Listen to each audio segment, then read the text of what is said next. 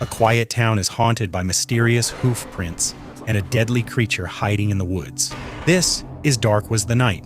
Paul and Donnie are called to a remote forest near the town of Tanner after workers at a sawmill suddenly disappear.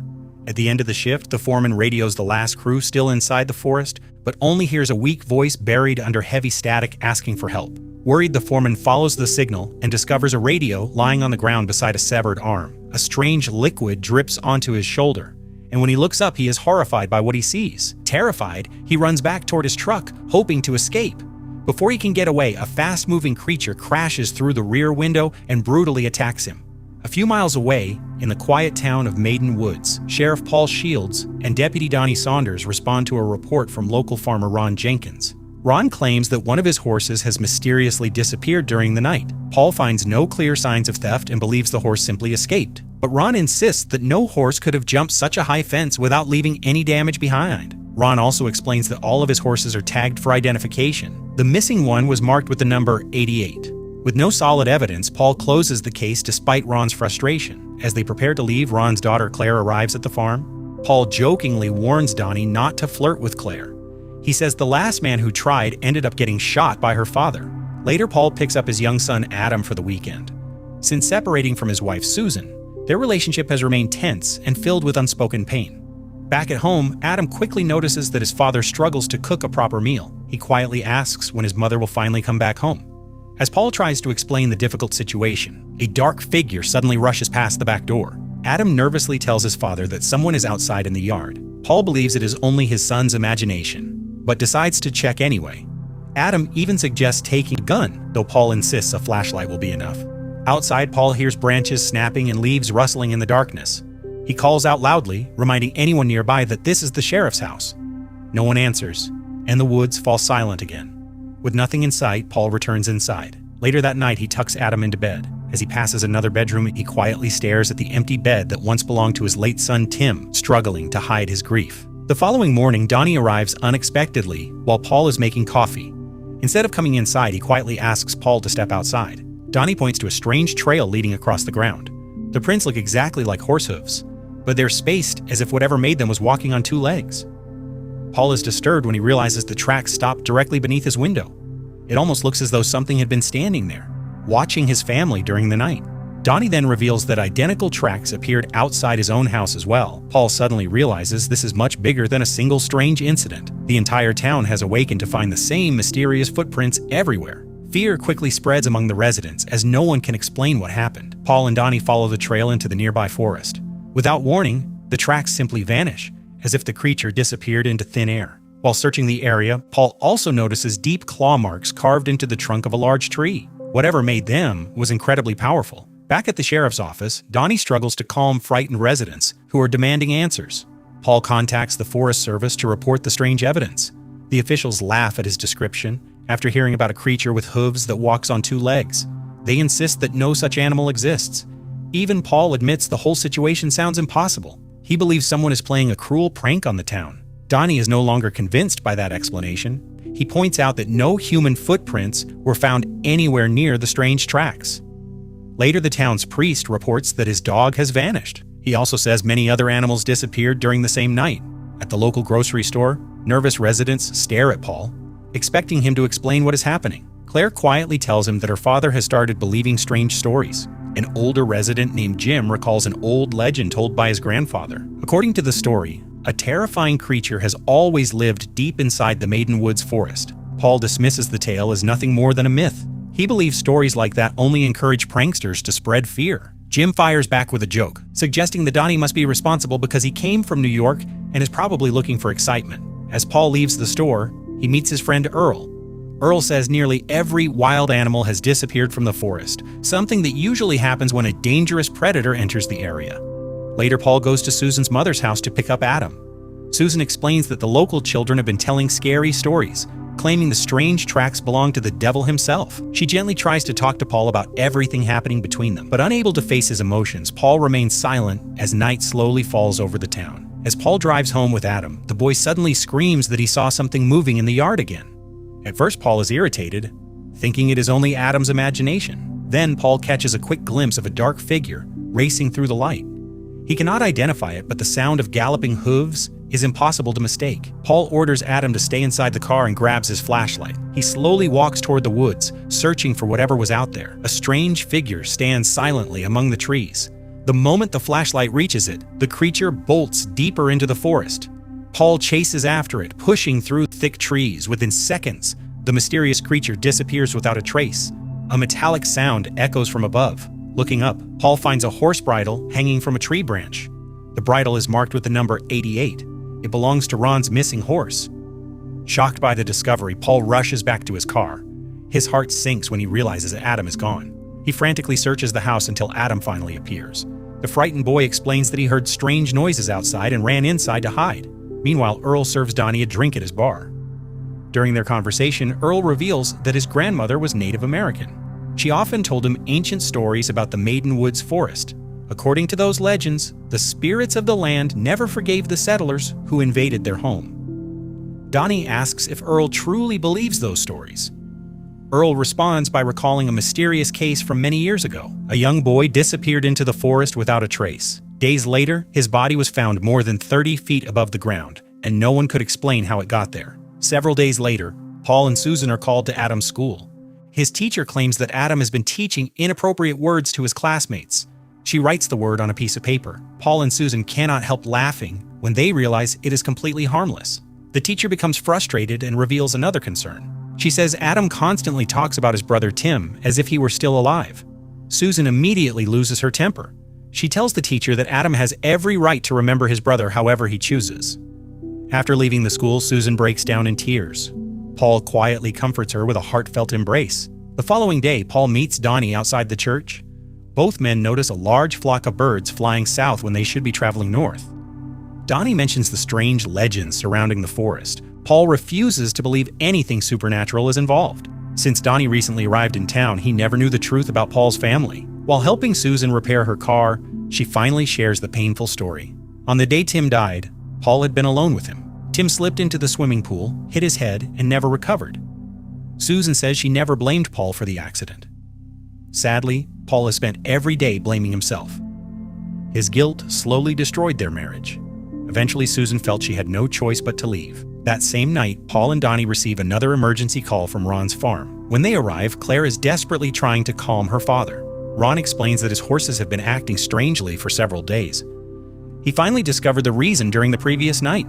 Around 3 in the morning, something repeatedly slammed against the walls of the barn. The terrified horses nearly tore the place apart trying to escape. Ron refuses to let it happen again. He is determined to defend his property with a gun. Claire admits she called the police because she feared her father would get himself killed. Paul tries to calm Ron before the situation gets worse. Suddenly, a light bulb explodes overhead. At the same moment, the horses begin screaming in panic. Paul enters the barn to investigate while Donnie keeps Ron safely outside. Loud banging echoes through the walls as if something enormous is trying to break inside. For a brief moment, Paul catches another glimpse of the creature. Before Donnie reaches him, it disappears back into the darkness. The following morning, the officers examine the outside of the barn. Deep claw marks cover the walls from one end to the other. Ron points to unusual hoof prints in the dirt. Unlike normal horse tracks, these prints are split into 3 distinct sections. Paul searches online but finds no known animal with footprints like these. Some old records mention a terrifying demon called the Wendigo. At the same time, a powerful storm approaches the region. Authorities begin ordering a partial evacuation of the surrounding area. Along the roadside, Paul discovers the body of a deer. The brutal injuries suggest it was killed by an incredibly powerful predator. Later, Paul has lunch with his parents, while Adam keeps asking when his mother and father will get back together.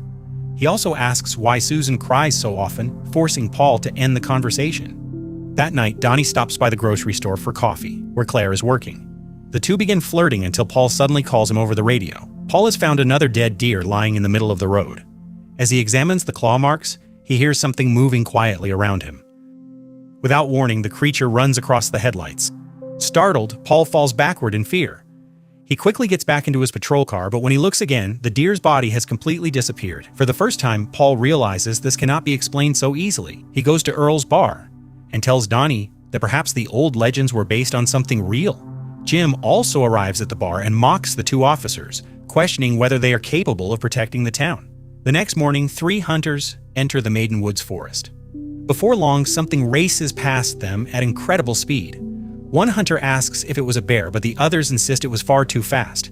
Seconds later, one of the hunters is suddenly attacked. He only manages to fire a single shot before disappearing. Back at the sheriff's office, Donnie talks about the incident in New York that led to his transfer.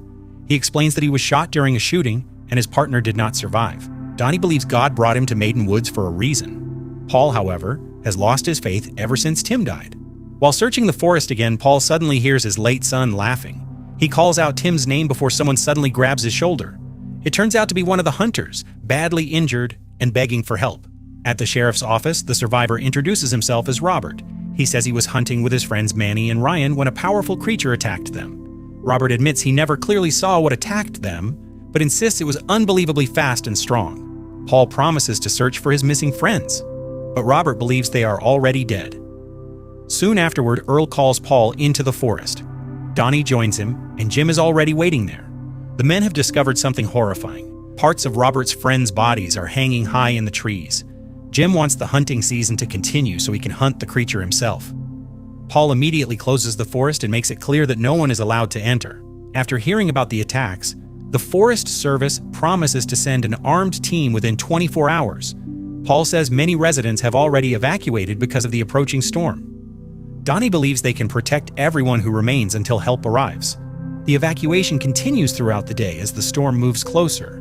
That night, Susan thanks Paul for staying with Adam because the boy feels much safer with his father during the storm. After Adam falls asleep, Paul calls Donnie to discuss his latest theory. He spreads a map across the table and points to a much larger forest north of Maiden Woods. The closest town there is Tanner, and its sheriff has already sent reports about the attack at the sawmill. Paul believes the creature originally lived in that forest. After the trees were cut down, it was forced to move south. Now it has reached Maiden Woods, the last forest in the area. With nowhere left to go, the creature has become trapped and is fighting for its territory. While they are talking, Jim arrives at the house. He says he placed a camera in the forest and captured something unusual. The recording shows only snowfall at first. Then something brushes against the camera and knocks it to the ground.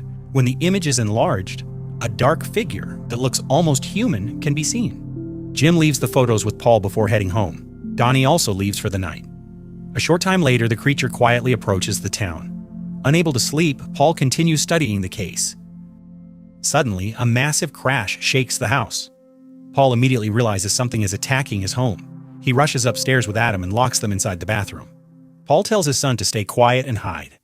He whispers into the radio, trying to contact Donnie while listening to his living room being destroyed. His voice is so quiet that Donnie struggles to hear him.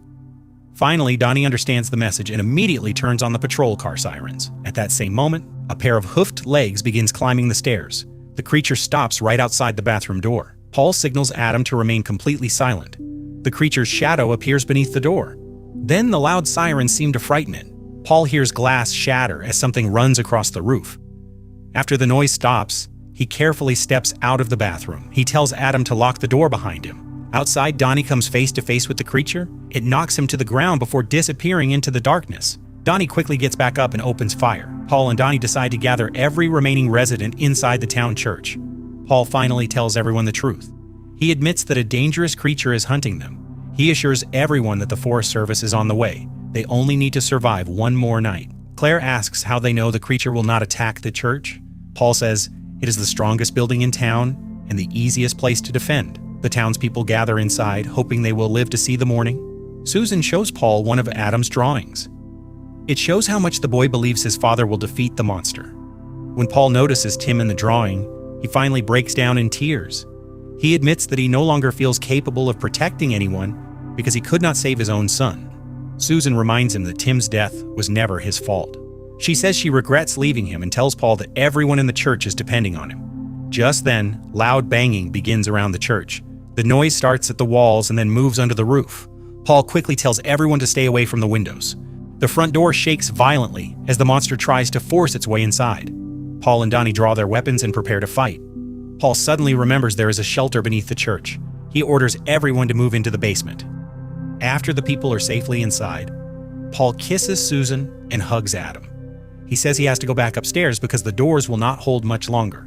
Paul tells Donnie to stay below and protect the others.